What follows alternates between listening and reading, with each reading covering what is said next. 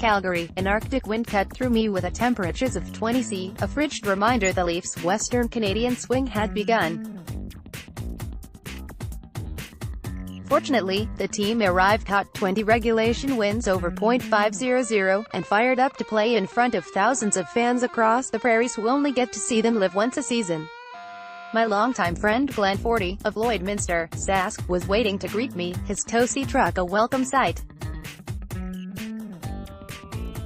Another pal of ours, Ted Bull, was hosting us a few days on the front end of this trip. After time to thaw, we headed to the game day skate against the Flames, where I thought the Leafs looked loose, relaxed and had great jump.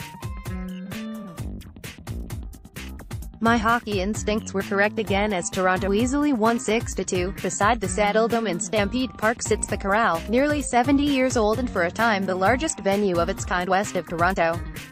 Designated to be raised in the next few years, it has been home to the minor league Calgary Stampeders, the Wa Cowboys, the Flames and a number of junior teams. Stampede Park in Calgary. Mike Wilson photo. I love these old barns, reeking of character from the ice, right up to the modest concession stands, ticket booths and of course, past teams and players recalled through framed photos in the dingy hallways.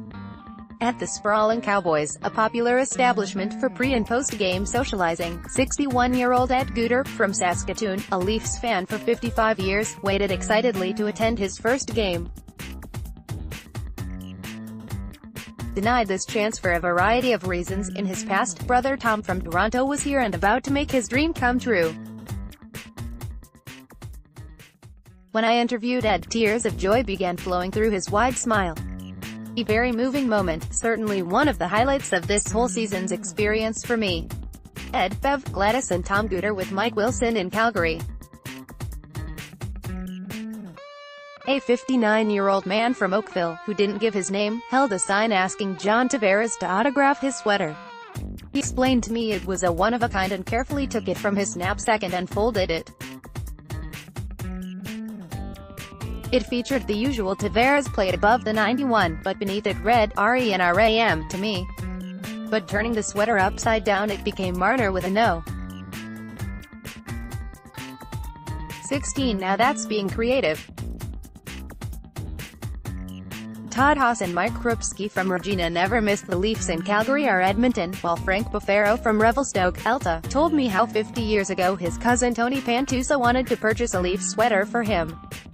Frank told him he must buy it from the team shop at Maple Leaf Gardens, not a random sports store, so it would have more authenticity.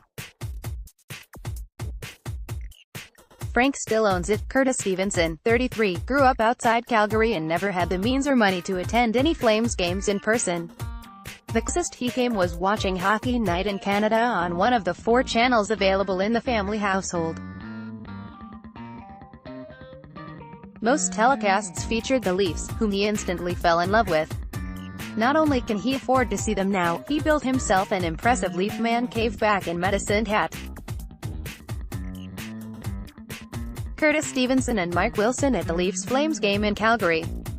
Ted and his gang, John Griffin, Mike Bishop and Bill Hopkins, all Toronto transplants, also taken a game every visit out west. Toronto-born Dale Neville also kept his loyalty and convinced wife Kathleen to back them as well, if the Flames aren't playing. Dave Jackson had the most unusual painted face, one to rival Heath Ledger's Joker in Batman.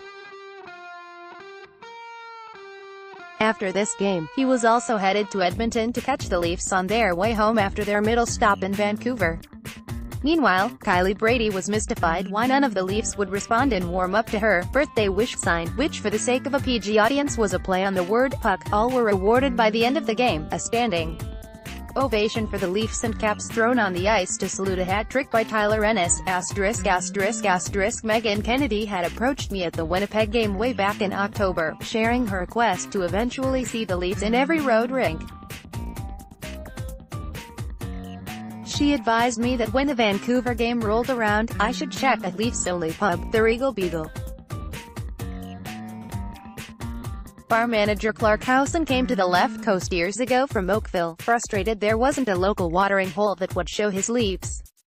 In 2011, he decided to host small gatherings for fans at the Beagle and it grew from a dozen into almost a couple of hundred. people not only watch Toronto on game night, they drop in daily to talk Leafs amid photos, sweaters and mementos. Lloyd Andrews came here from Scarborough, imbued with his father's strong blue and white connection. He's passed that to 6-year-old Lloyd Jr., who wears his Leaf sweater to school regularly and insists on donning it for any special occasion, like the class photo. He takes some heckling from his pro-Canucks classmates, but says it doesn't bother him. Christine McAvoy is the official photographer of the pub, camera at the ready to welcome new visitors, contest winners, group shots and special events. The faithful gather beforehand and then pile into cabs and Ubers from the Beagle to Rogers Arena. If Toronto is victorious, it's bedlam afterwards at the bar with lineups hoping to join the celebration. One person not allowed to attend when I was there, ironically, was Toronto's famous dart guy, who'd lost an earlier wager and had to go the game in full Canucks ensemble and face paint over his bald head. But good for him to honor the bet. ***** In Edmonton, I met my former Aurelia Terrier teammate Jeff Green for breakfast. I used to tease him about being a great clubhouse lawyer and darned if he didn't become a real one in Oiler country. Green, who won a Memorial Cup in 1973 with the Toronto Marlboros, coached by George Armstrong, understands how special it was to be a small part of the Leafs family in the Gardens. It still amazes him how much love fans have for the team 2,000 miles away. I spent the remainder of that morning in a walk-in clinic getting meds for an eye infection. Assured it wasn't contagious, I still took the prudent approach to rest until game time rather than hunt out Edmonton city and hockey landmarks. Rogers Place is a magnificent facility, not a bad seat in the house, sporting wide hallways and vibrant ambiance. Fabian and Amanda Medore and Don Frisbee with Mike Wilson at the Leafs game in Edmonton.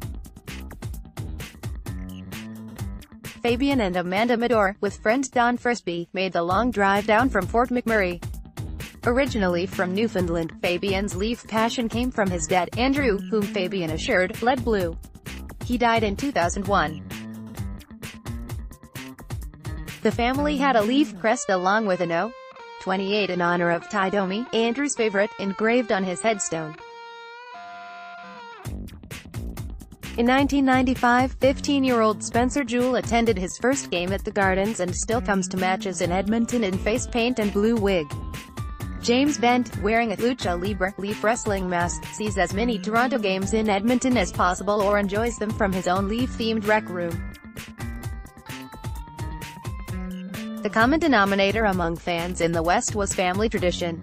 Even the younger sect that weren't as passionate understood what the Leafs meant to their fathers, grandfathers and in some instances great-grandfathers, and on their own lives. Mike Wilson is traveling to all 41 road games as part of his quest to attend each of the team's 82 this season. Follow The Ultimate Road Trip in the Sun and at ultimateleafsfan.com and on Instagram at TheUltimateLeafsFan.